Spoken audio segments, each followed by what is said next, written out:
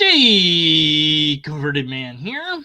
2 years ago, Trinity Radio made a video called 10 Questions for Atheists. And a lot of big atheists, big YouTuber, big numbered atheists responded. To their credit, there is a playlist of the response to those responses. And skimming through some of it, I found it interesting. So I wanted to talk a little bit about that, a little bit about their 10 question video. Of course, I had done a response video to it because everybody did. But Skeptic recently did a response to their video, and so it reminded me of it. And I was just like, after all this time, and they spent a lot of time and energy responding to the responses, I wonder if they actually learned anything from it. Well, I don't know, but I did find this video also to be interesting. That's called "Do You Want to Convince Atheists? Try This," and this is featured on their their main page if you for returning or for people that haven't subscribed or whatever, I guess. Anyways, so let's check that out because I think it will be relevant. You'll see how. Okay. It's present in the most well-known Bible verse related to Christian apologetics, but it is often forgotten. It is the call to exist as a living defense of the faith in the way we interact with unbelievers. And if you have the tendency to click away from this video because it isn't some new argument, response to a skeptic, or debate tactic, I'm talking to you. On February 6, 2018, Barna Research Group reported the results of a study of Gen Z individuals and their impressions on Christianity and the church. It revealed, quote, "One of the main findings from the study is that the problem of evil is a major barrier to faith for non-Christian teens, 29%.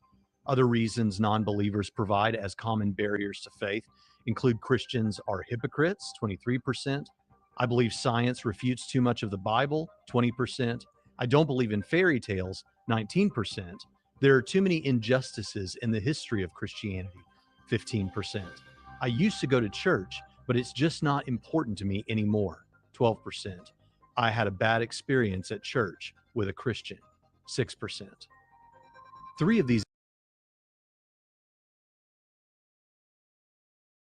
Okay, so notice they did include something I find interesting. The way that you treat atheists is important. The way that the believer interacts with the non-believer.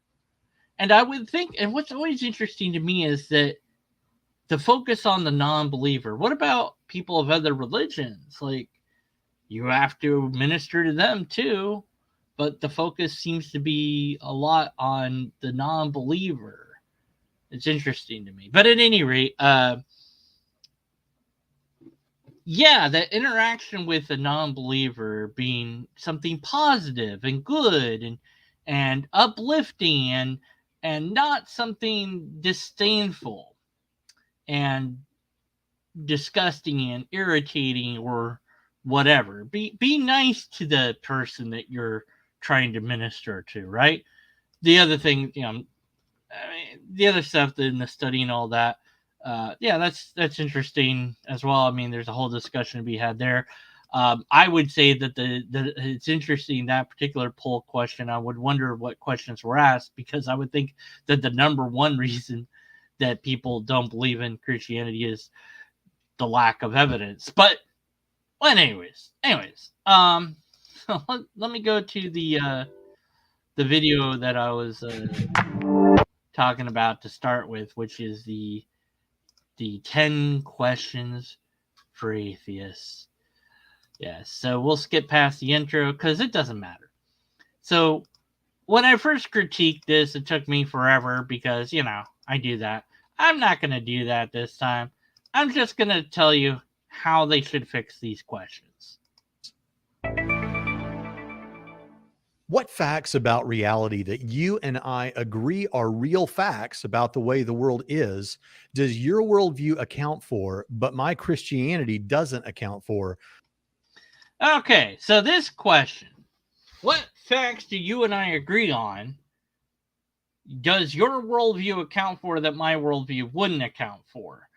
None. There would be no facts that would be something that I could account for that you couldn't account for. Thus, this is a useless question to ask. It is not an honest question to ask. And I know that. Why? Because I already know the punchline. The punchline is, well, we can account for everything because you could say, well, what about these weird supernatural events that have been claimed by people over here and there and the other place? Oh, that's demons doing that. The UFO sightings, that's evil. That's demons do that. And all that. And so there isn't really anything that we would agree on that then one thing could explain that the other one couldn't explain. The only time that that would be appropriate is if we didn't agree on something, that my explanation of a given phenomenon is one that you're either going to agree with because there's evidence, tests, supporting argumentation, data, etc. for it, or you're not. And the only time that I'm going to have an explanation for something that you wouldn't have an explanation for is if we disagree on it, more than likely. So this question just needs to be discarded. And in its place, I would say just ask people what their worldview is, or even if they don't know what their worldview is, maybe ask, what do you think the Christian worldview is? Then you'd get some interesting answers out of that, perhaps, or asking them their worldview if they have one, or if they don't have one, what something like that. So I'd say, what is your worldview, if any, would be a good question perhaps to ask, instead of does your worldview account for things that my worldview does not account for, especially when those things are agreed upon. Then what's the purpose of this? It just seems like a very malformed, loaded question that weights it in your favor, so that it seems like, aha, there isn't anything that you can account for that I can't account for. Therefore, what? What's the point of the question? Are you really trying to get information? I don't think so. So you're not being very nice to the atheist here.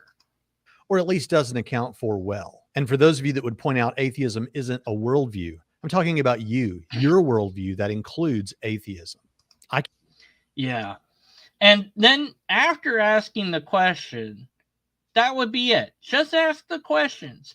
Don't tack on extra commentary after you've asked the question, because you're just going to make yourself look bad.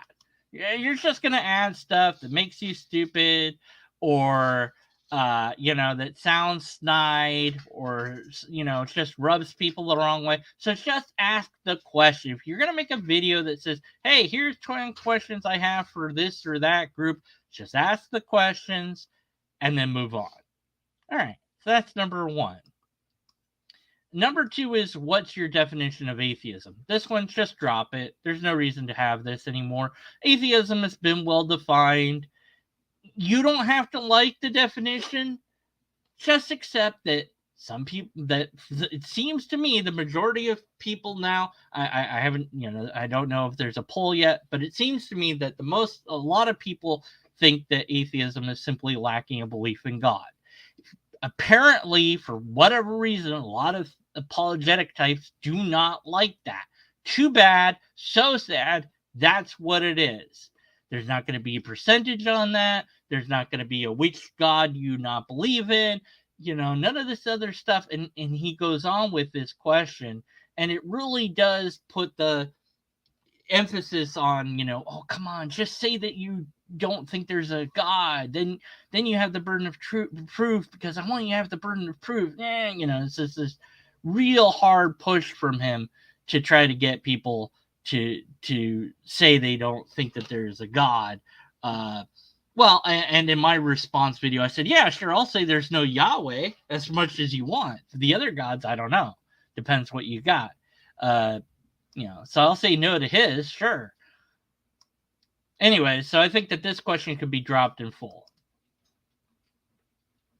But if you were going to replace it, I would just say,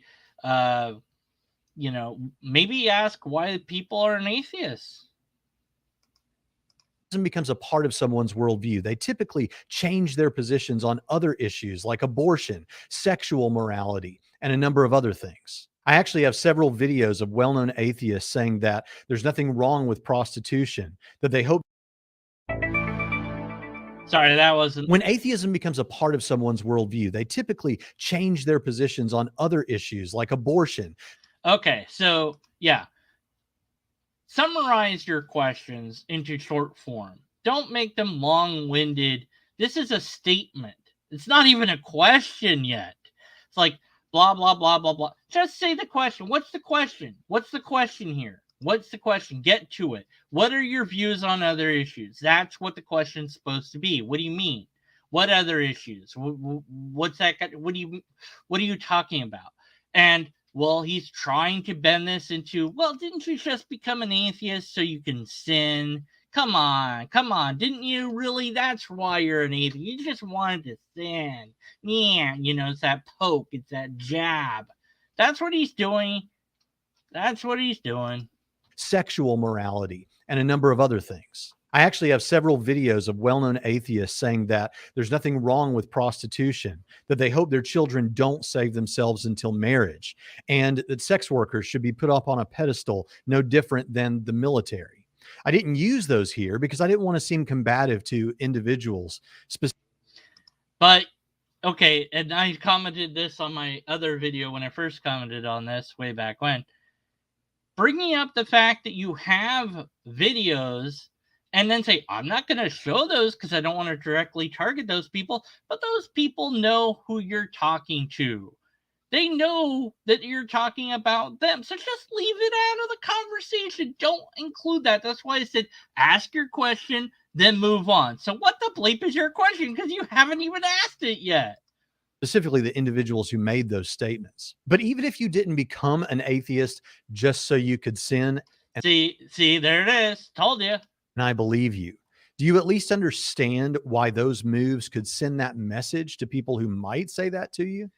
See, there's that snobbiness, that snidiness, that rudeness, that crudeness there of, oh, don't you see? People deconvert into either way you want to say it, to atheism, but and then they change their views on things. Why do you change your views? Because when you switch what you believe to something else, you're probably going to change some of the views that you hold. It's an easy question to answer.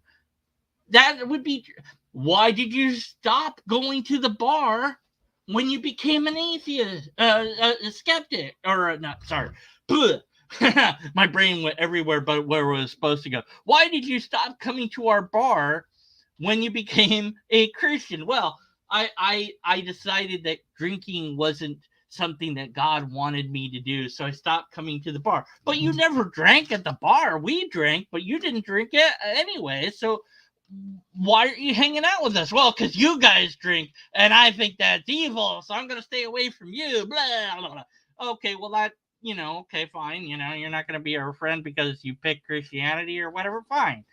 Screw you too, But they're going to change their views on things because they joined a different group and got different ideas. Of course that's going to happen. So this question doesn't need to be asked. You don't need to ask, well, but why is it you changed your views when you switched from Christianity?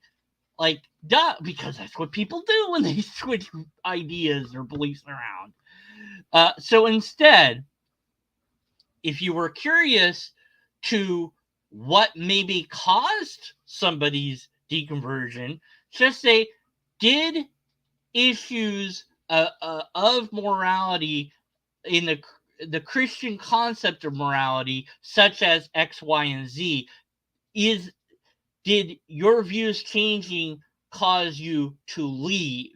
Or once you left, did you then change your views then? Like, and that would really go back to the other question. It's just ask people why they're an atheist, and you'd probably get the answer to that anyways in their answer.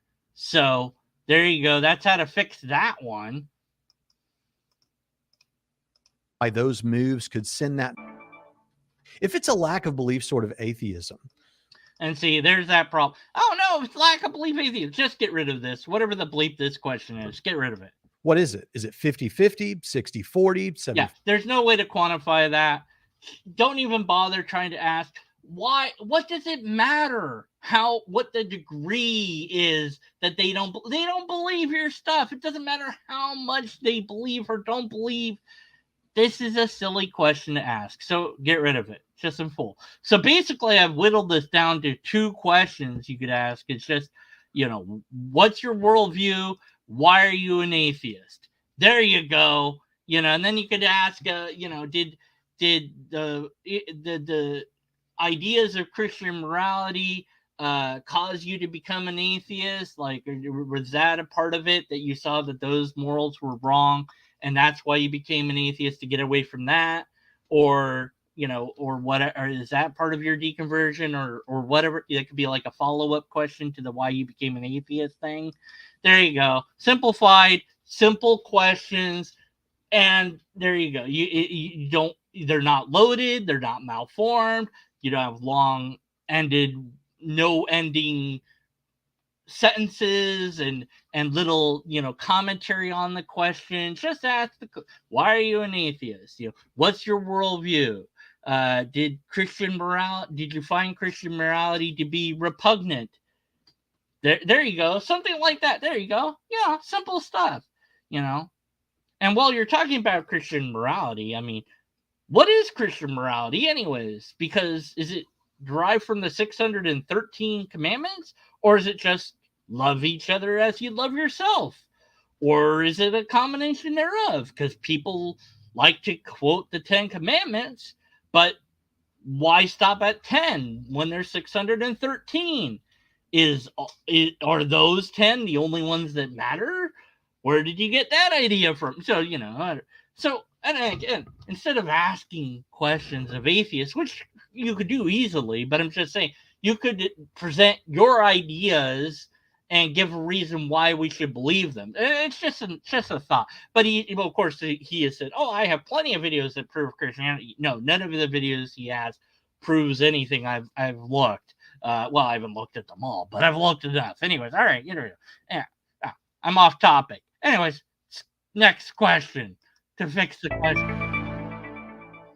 Now, I know we've all got our talking points, but I want you to struggle to be as sincere with yourself as you can right now. Okay, see what he said right there? You hear what he said right there? Don't say that. When you remake this video and you ask questions, don't say that shit. Just get that out of your... Don't say stuff like that. Struggle to be sincere.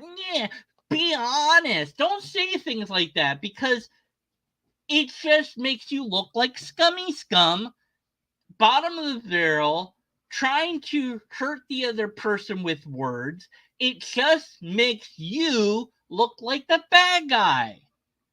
Because people are going to be honest. They're going to be sincere. And if they're not, well, you assume that they're being honest and sincere, because that's what we do until guilt is proven or shown to be a thing. We assume that the person is being sincere with us. So just do that and don't say this sort of bullshit. There you go. So what's the question?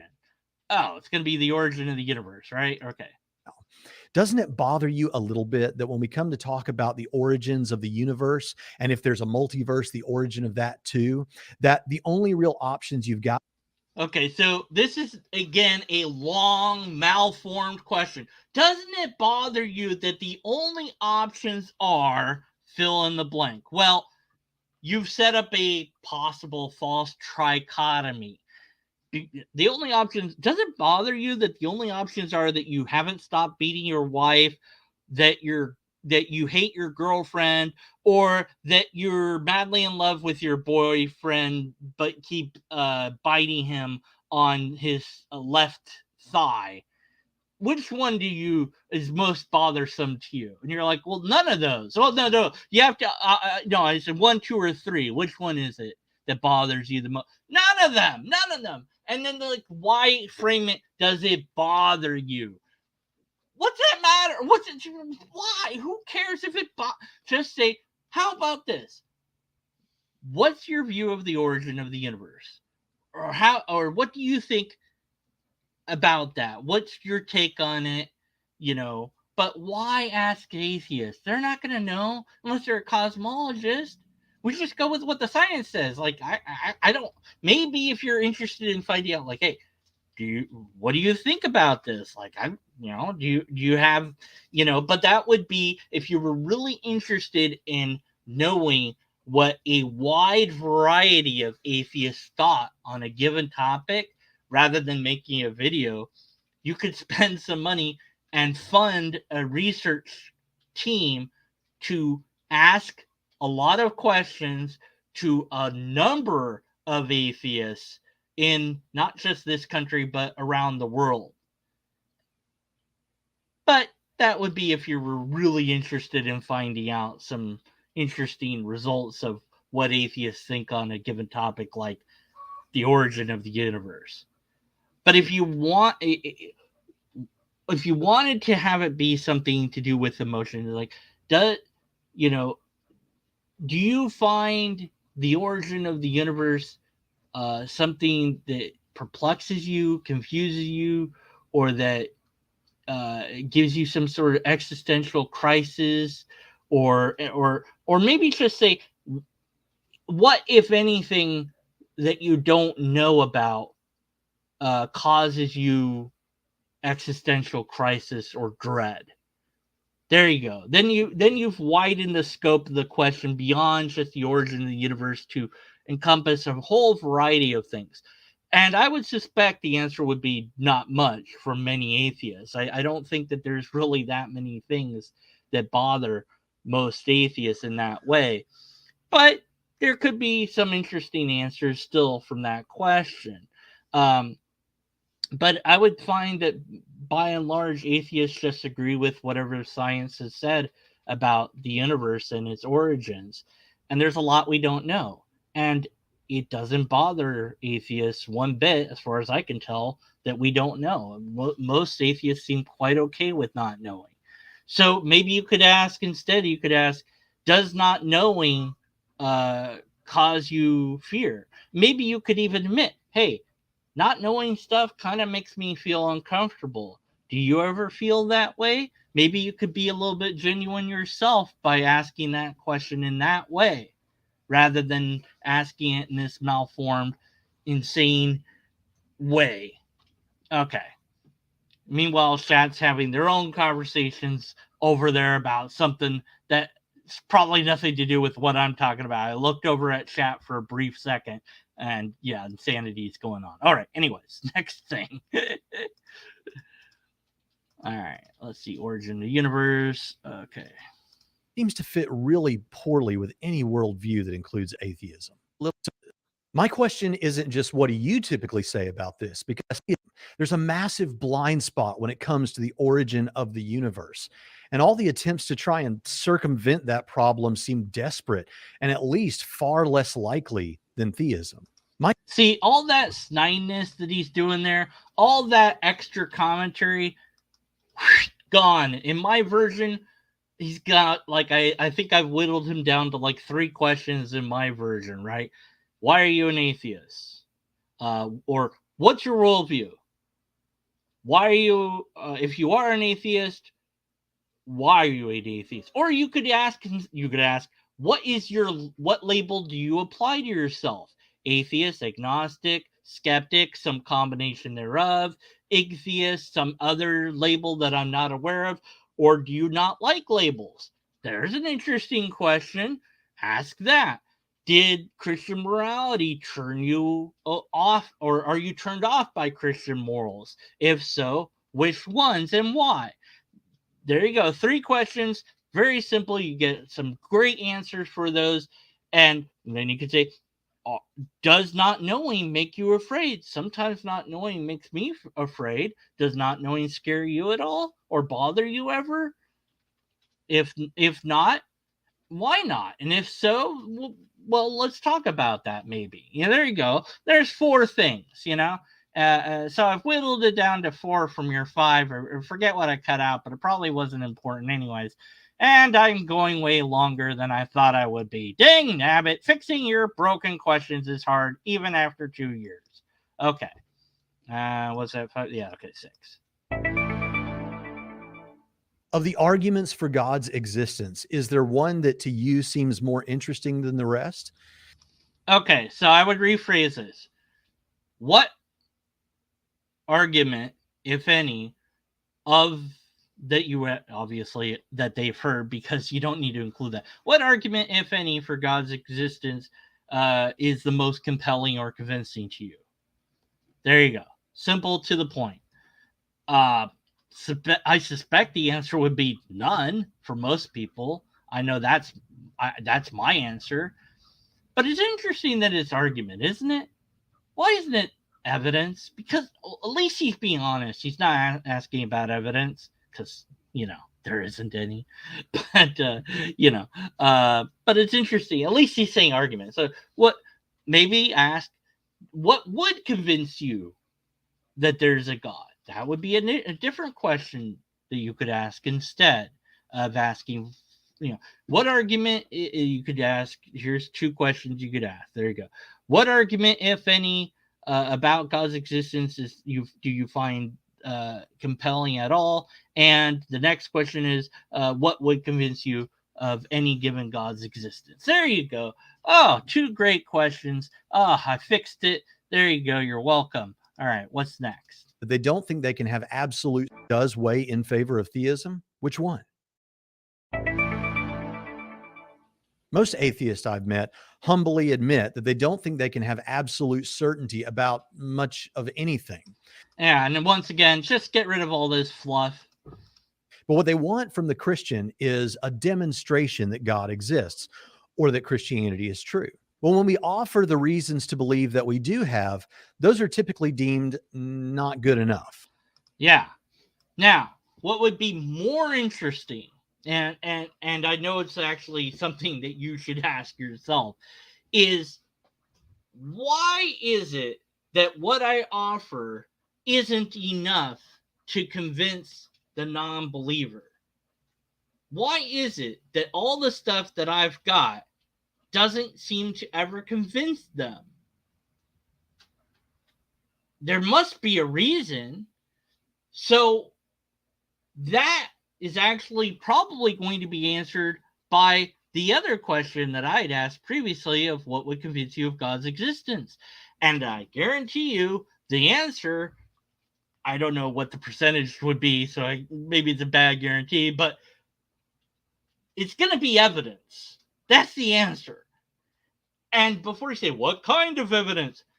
The same sort of evidence that we have for everything else.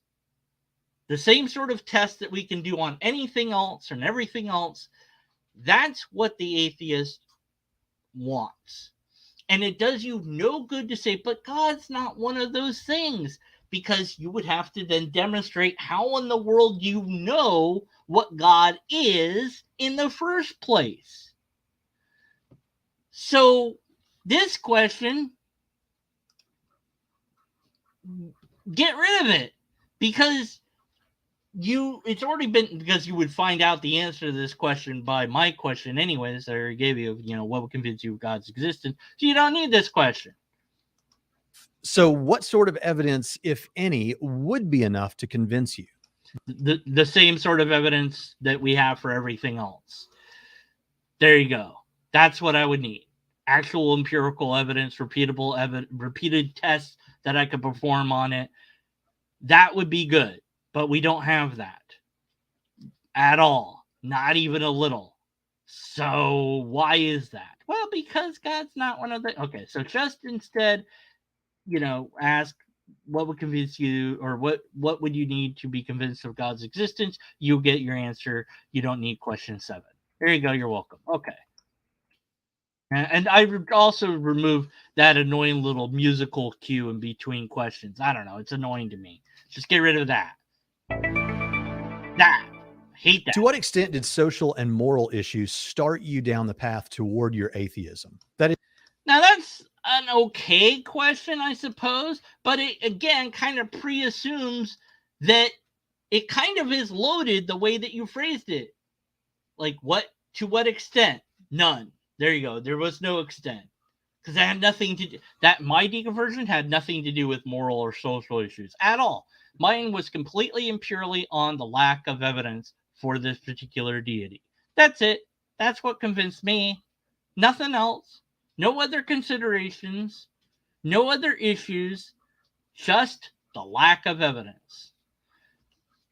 So, again, if you're looking to find the answer to this question, I think this question would have already been answered back when you would have asked the question that I fixed your thing with, where you ask, what issues do you have with Christian ethics or morals? You would find the answers to this question in the answers to that question, so you don't need this question anymore. So get rid of this one. Thanks. You're welcome. Okay. Then you're going to do this one. Can you name the last 3 academic books you read by theists on the subject? Don't even bother with this one. Get rid of this question in full. It just smacks of smugness, arrogance, standing on a soapbox, trying to be better than people. Well, what books have you read about the thing? Okay, what's the last 3 scientific peer-reviewed papers have you read on the origins of life? None? You've never read any? Why not? Or what books on informal logic have you read? Oh, you haven't read any? I guess just get rid of this. Get rid of this question completely. Don't have this question. Instead, what books, if any, about atheism would you suggest that I read? That's a far better, more interesting question to ask the atheists. And they're gonna and maybe then you'd have a compiled list of books suggested, and you could then see which ones are the same and rank order them, and there you go. And then the top 3 would be the ones you read, and then you could read those books and then give like a book review on all 3 of them, and that would be a whole nother video content that you could then have. You're welcome. A common one. Let's finish with a pretty common one. If you found out today, to your satisfaction, that Christianity were true, would you accept God's authority, repent of your sins, and trust Jesus as your king? Okay, the last time I answered this, I believe that my answer was probably no. But I've had 2 years or so to think about this. If I was given enough evidence, in fact, the same evidence, and not even about enough, it's just evidence at this point. If I was given the same sort of evidence I have for everything else, for Jesus, etc., would I worship it, etc.? My answer now is I don't know, because the information and ideas that I have about Jesus are from my own understanding, my own interpretation of the scriptures, my own viewing of Christians and how they frame their beliefs. And all of that could be extraordinarily wrong in light of the reality of whoever Jesus actually would be, which would be something that I would need to have in order to believe that there's a Jesus. I could maybe interview the guy and just ask him questions and find out from the horse's mouth what he's like.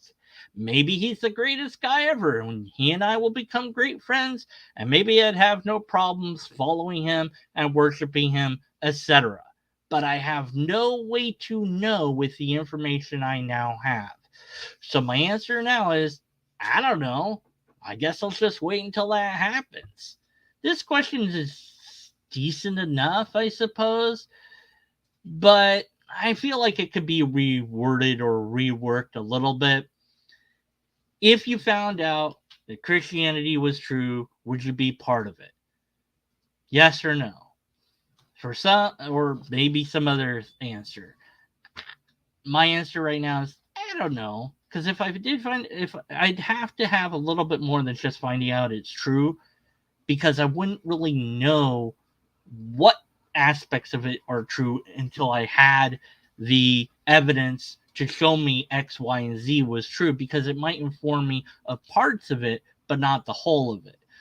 Would, if I found out it was all true, would then I worship blah blah blah? I don't know yet. Again, I still need to know who Jesus is, so unless I can talk to the guy directly, I can't answer that question. But I would say, why in the world would Jesus care if I worshiped him or not? Why would he care if I believed in him? What does God need with my belief, anyways? Or worship, for that matter? Anyways, so that question, I think, a little bit of revision, but it's an okay question. So there you go. I fixed most of your questions for you. I'll let you workshop the last one. Not that he's ever going to watch this video, but anyways, so like I said, 2 years, been a while. I thought, because Skeptic did a video about this guy, I'm like, oh yeah, that guy exists. And I asked him, I was like, hey, it's been 2 years. Lots of people responded to your video. Have you watched any of those responses? And here I was a little cheeky. I said, be honest. Now, why did I do that? Well, because in his video, he said, be honest. And because he was poking at me, or at least that's how I took it, I felt like I needed to poke back. And he said, oh, there's a playlist. So I was like, oh, okay. And I checked that playlist out.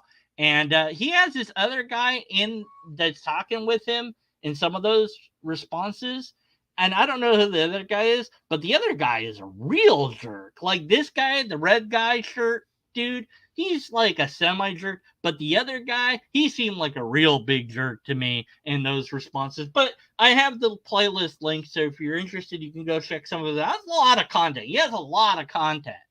So, it's there. At least he responded to the responses, at least of the bigger name, bigger numbered skeptics. He didn't respond to me though. So, who cares? Yeah, whatever. Anyways, all right. So there you go. Okay, that's that. That's the end of this portion of that, of looking back at this guy. There's a whole universe going on in chat. So if you're done, if you just want to end the video now because I've talked about the 10 questions for atheists, then do that. Finn, the video's done for that portion. Okay, so Finn, for that, for the topic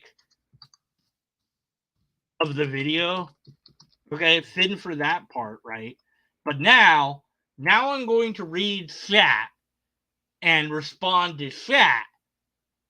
And because making another live thing just to do that doesn't make a lot of sense to me, that's what I'm going to do. So you end the video now if you want. Okay, I'm going to read chat. Here we go. Okay. All right.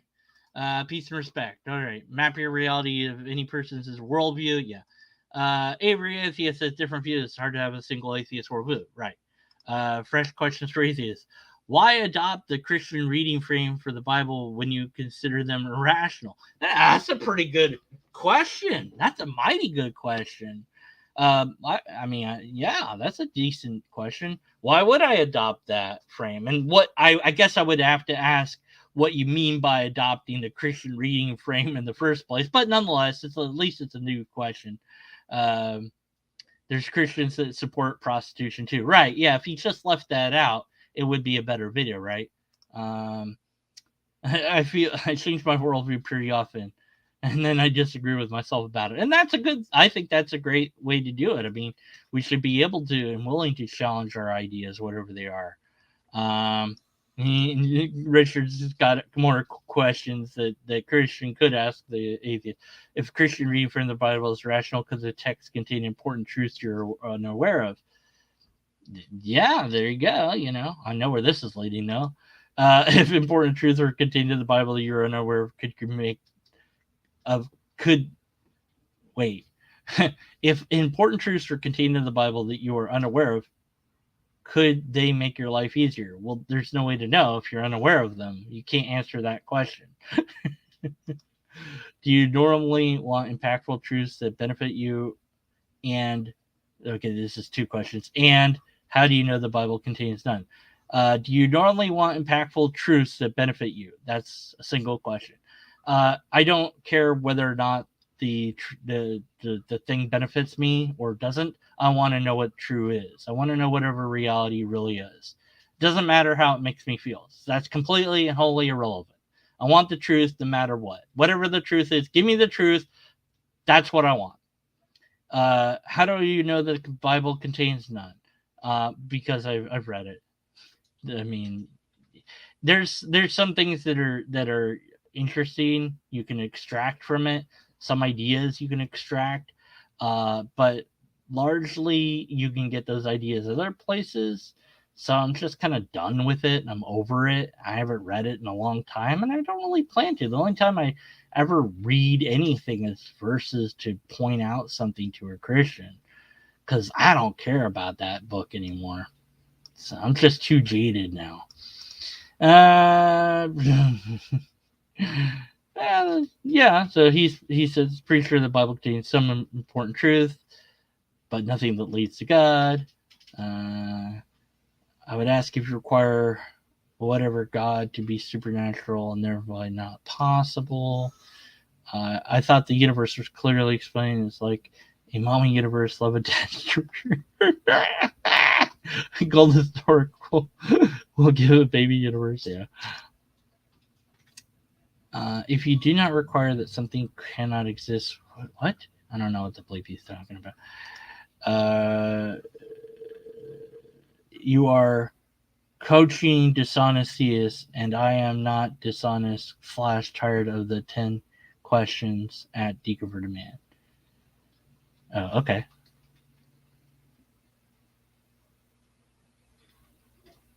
Oh, you are tired of the 10 questions. Wait. Tired of the, yeah, okay. Hard question, but I used to believe in the supernatural. I involved with it. Still not feel to be a good explanation for existence. I'm asking about possible gods. I don't even know what that means. The link goes bargains fine tuning. Fine tuning is misunderstood completely, I think, by theists. And it's interesting. I watched a whole thing about this lately.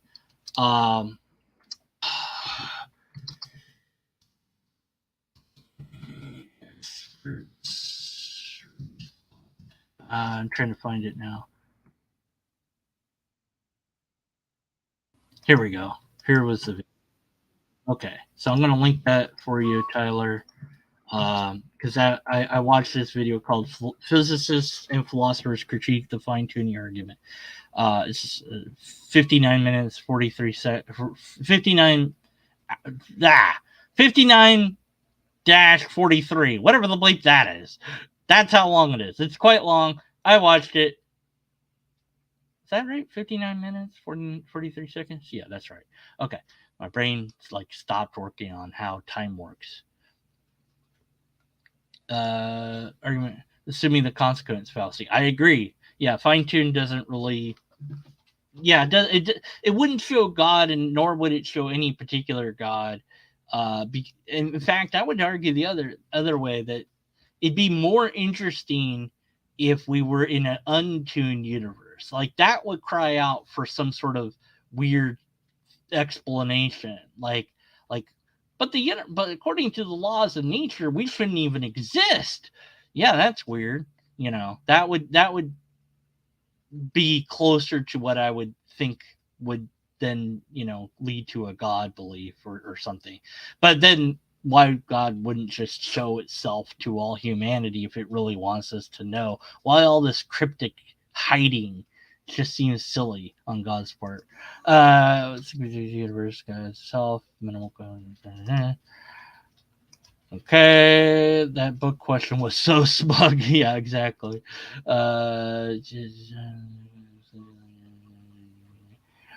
Yeah, I mean, like, why did God make this universe rather than some other universe?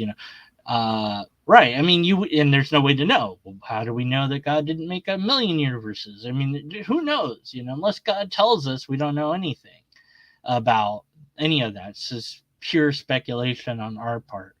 Um, anyways, maybe so. Yeah. Yeah, I mean something that's greater than us, like Q from Star Trek, that we would call, like, we could probably call that a god, but why would it need, I would think that something that was more advanced to that level wouldn't care what we called it, but I don't think it would want us to call it God unless it was God. Anyways,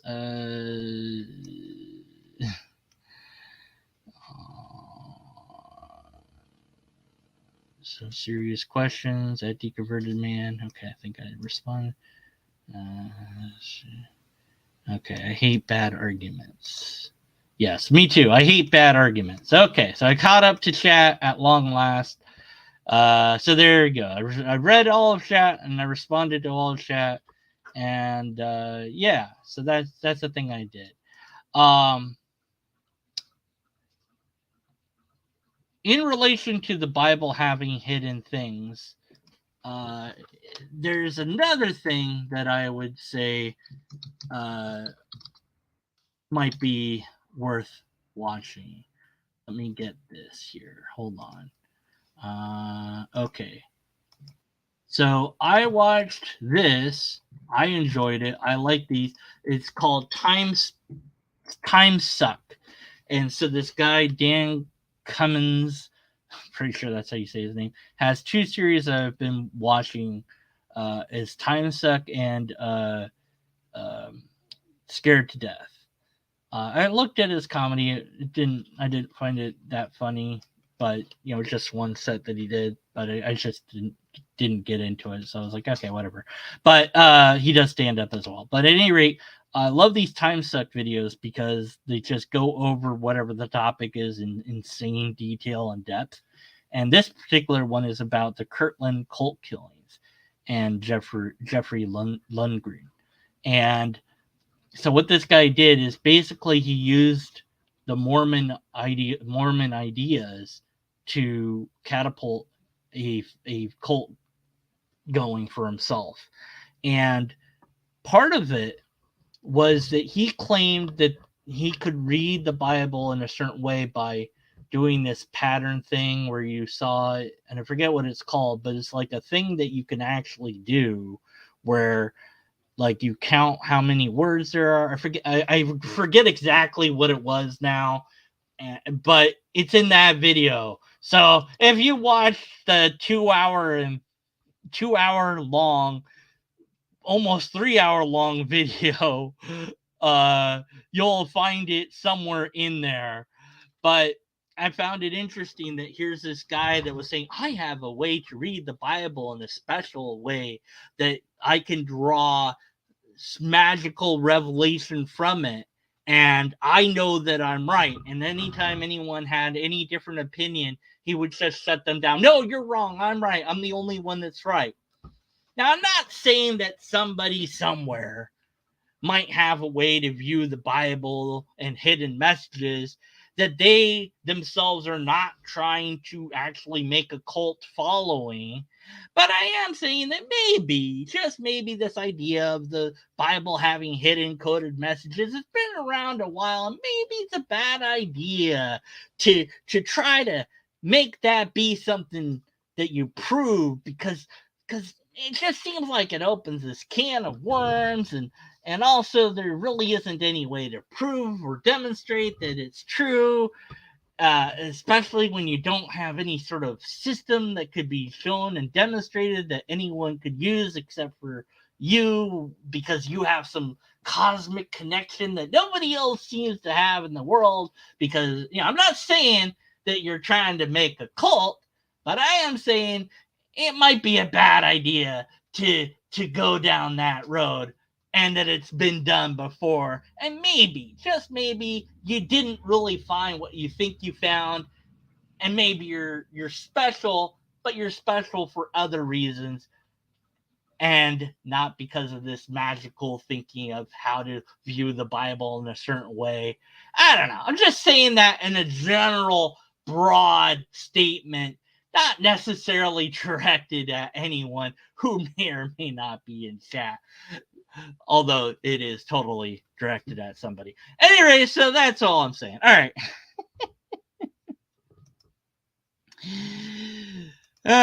Yeah. Cryptic prophetic animism as prophecy. Yeah. Eh.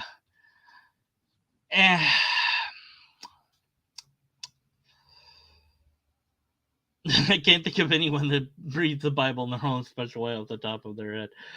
Yeah, well, I think that ultimately, though, when it's written word, everyone reads things kind of in their own voice to a degree. Especially when it's poetic. We don't really, it's just, that's how we do things as humans, you know? So I'll go off on that tangent a little bit, because it's my channel and I can do whatever the bleep I want. So yeah, that's what I'm gonna do. I'm gonna go off on that tangent, and that's what I'm gonna do instead of picking on. I'm trying not to pick on Richard. You know, I'm not. You know, I just, well, maybe he feel, I don't know, whatever. He's got thick skin. I'm not gonna worry about it. All right. He can yell at me in email, okay, if you wanted to. Okay, so The Tiger is like my favorite poem by William Blake. And in a couple of videos ago that I was talking about, true or false and slash metaphors and all that. Not a lot of people, like hardly anybody commented on that video, so I don't know if anyone watched it, other than the people that did comment.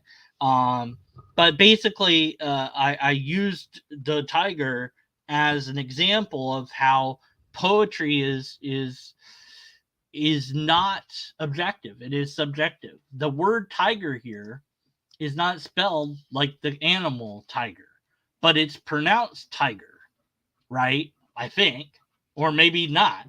So is it tiger, or is it tiger? What is it?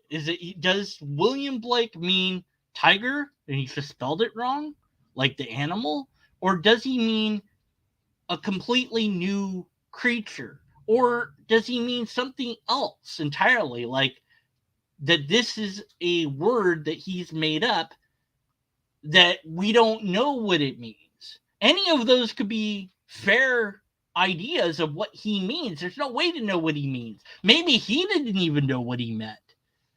But whatever it is, it's burning bright. So there's this tiger, and it seems to be like a name.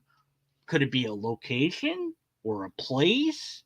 Could it be like a spirit or the essence of humanity? What is the tiger? What is burning bright? But it's in the forest of the night. Okay, so we know where it is and when it is. But then this question is asked, what immortal hand or eye could frame thy fearful symmetry? So it has frameful symmetry because the question pre-assumes that there is fearful symmetry to be held. So obviously this thing is fearful in the way that it is constructed in some way, shape, or form. And nobody can frame it, so nobody can describe it, but it is fearful, whatever it is. So is he talking about some sort of horror, like what's the Arkham horror? H.P. Lovecraft horror like that? Although I think I don't know if H.P. was around Blake's time or later. I don't know, but yeah. So who could frame thy fearful symmetry? Who could explain it? Who could put it into, you're scary. That's all I know. I can't even explain it, but whatever you are, you're scary as bleep. And then it goes, but all of everything I just said about this first paragraph, somebody else could have a completely different way to view it. And their version of how to view it is fine. There's nothing wrong with it. It's not right or wrong. Mine isn't right or wrong. It's how I view it. It's how they view it. And so unless we both agree on an objective methodology to utilize of analyzing this poem, we're going to come to different ideas about what this poem means, quote unquote. And that's just what we do. So if the author doesn't say, here's what I mean by this, then it's up to you to decide what the author means by it. And when it's poetry or metaphor, we can ask the question, is this real in the real world? And the answer would be no, in the sense of there isn't a thing that we have labeled tiger, whatever you want to, however you want to pronounce that. You know, I pronounce it tiger because I think it's the tiger, but maybe somebody else says no, you're supposed to pronounce Triger or whatever. I don't know, however else you might want to pronounce it. So there you go. That's the thing. That's the thing. Is that, you know, it's whatever we want it to be, unless he explained what it was. And so if we asked, is this real? We would have to say no, it's not real. It's made up by the author. And we could also then say, well, is he lying to us or is he being dishonest? Well, no, because it's a poem. And he's not telling us this is real. This is meant to be taken literally. So I don't think his intent is to deceive. And the reason I go into all that is because this whole conversation about, you know, true, false being a true dichotomy, or true and lie being a dichotomy, happened on the last video that like nobody saw or whatever. So I wanted to complain about it a little bit now because I've got people watching now, and maybe then you'll watch the other thing and then you can tell me what you thought about that video on that thing, and then I can talk to you there. But if not, whatever, I can keep reading this poem if you want, whatever. I mean, I can do that, or I could read my own poems, maybe, you know. Let's see. Okay, and here's another take of it. Fearful symmetry is nonsense. Fearful in the quantity is the quality of being afraid. Fearsome, inducing fear, makes more sense. So see, there you go. So see, that's perfectly valid way to view the poem too, that it's just nonsense, that there is no sense to be made. Yet here I am trying to make sense of it. I'm right, they're right, everybody's right, because it's art. It's whatever we make of it. Does it have meaning? Yes, to each of us. Is there objective meaning? No, there isn't. Unless we had some system that we could agree upon, like science. And yes, you could scientifically analyze poetry in some way, shape, or form if you wanted to, and people do that. You know, it's a whole thing. But anyways, all right. Oh, I stopped watching ages ago. Oh, I love you, Nerdy wrote it. Okay. All right. Anyway, so this is my favorite poem. I'm going to put that in the chat or two because whatever. That's a good poem. You know, instead of reading somebody else's poem, really, I should read my own poem because, I mean, you know, then it's something I wrote. And then, you know, and so that's, yeah. Let's see. Well, that was pretty short. Oh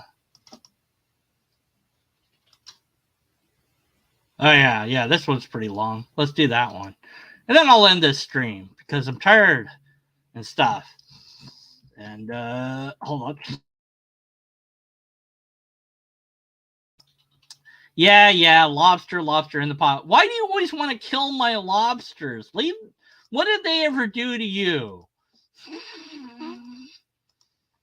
All right, there we go. Let's make this bigger. Let's see if I can read my own poem. I call it The Invisible Magistrate. Now, because it's my poem, I'll leave it up to you to analyze and chat. And then I'll tell you how wrong you are.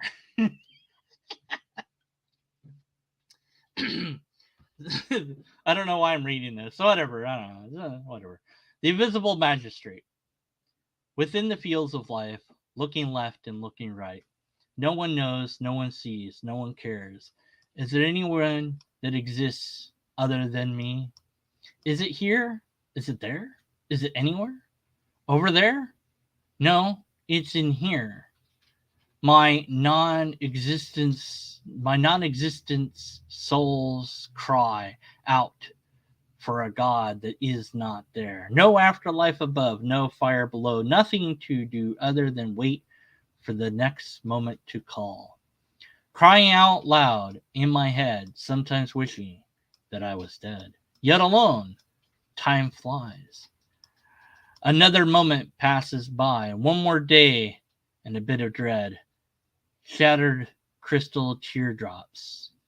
Endless loops of thoughts in my head. Yet I don't cry, for there is no more tears, no more water. It's all dry. One day, when I die, will they even know? Will they even care? Will they miss me when I am not there? Will they play my vids? Will they tell my kids?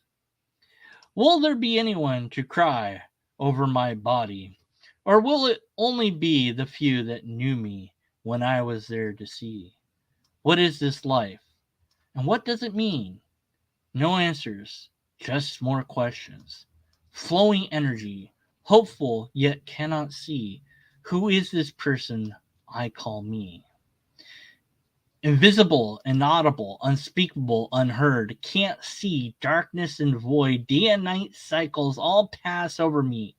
Magistrate, magistrate, have pity on me. Call out, no God. And no one's there to see, crying for help, yet life passes right by me. Critics scorn, friends drift away from me. So-called friends who are not there for me, passing me by like a pariah, and they do not see just how much their actions and non-actions and words and deeds hurt me. Or if they do, they don't care. Maybe they do hate me. Emotions overflow, logic blending, striving for destiny, looking here, looking there, calling out for that invisible magistrate to make my sentence less. I throw myself on the court's mercy. I'm to blame, there's no doubt. Things went wrong here and there and now. Time and again, can't see what the hell is my destiny. Looking here, looking there, looking fucking everywhere. Yet no one can see the pain, the scars, the things all inside of me. Yet who am I to complain? Look at these people suffering. Don't have a damn thing to eat. How dare I complain when they're just begging for it to rain so they can drink, and yes, they stink. No one there is there to bring them a damn thing to eat. The pain, the suffering, it's just not the only thing. It's too much for any one person to do anything about. Hope. What a joke. People send thoughts and prayers. What the good are those to those when you are not going there? When even I, who writes and sings and complains about all these things, I'm just sitting here, doing nothing. Who am I to complain anyways? The gavel falls. My sentence is coming in. Am I innocent or guilty? And what is it that I'm accused of anyways? I cry out loud, look to see, yet there is no magistrate. It's just me. I judge myself like so many other else. We all do this from time to time. We all think. Sometimes words like this, sometimes things we can't even speak. And are we so weak? Are we glad when we are strong? Is it hard to go on? We must stand, we must not fail. We can help each other to set sail. We can overcome all this we see, even if there is no invisible magistrate. All right. Okay. Don't save. All right. Yeah, there you go. Yeah, what did that mean? I don't know. It could have meant anything.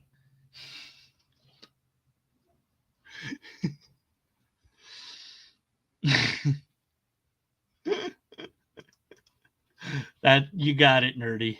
Spot on. You got it. I don't know.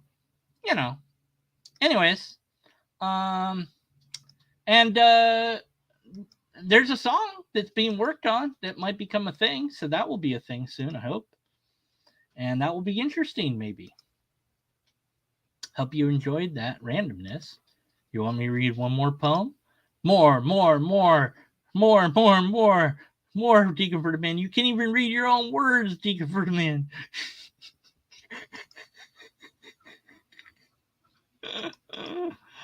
All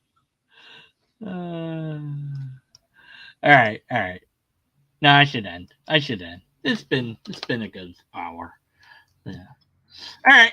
Talk to you all later. Thanks for watching. Be a thing or not. I don't know anymore. Nothing makes sense. Everything makes sense.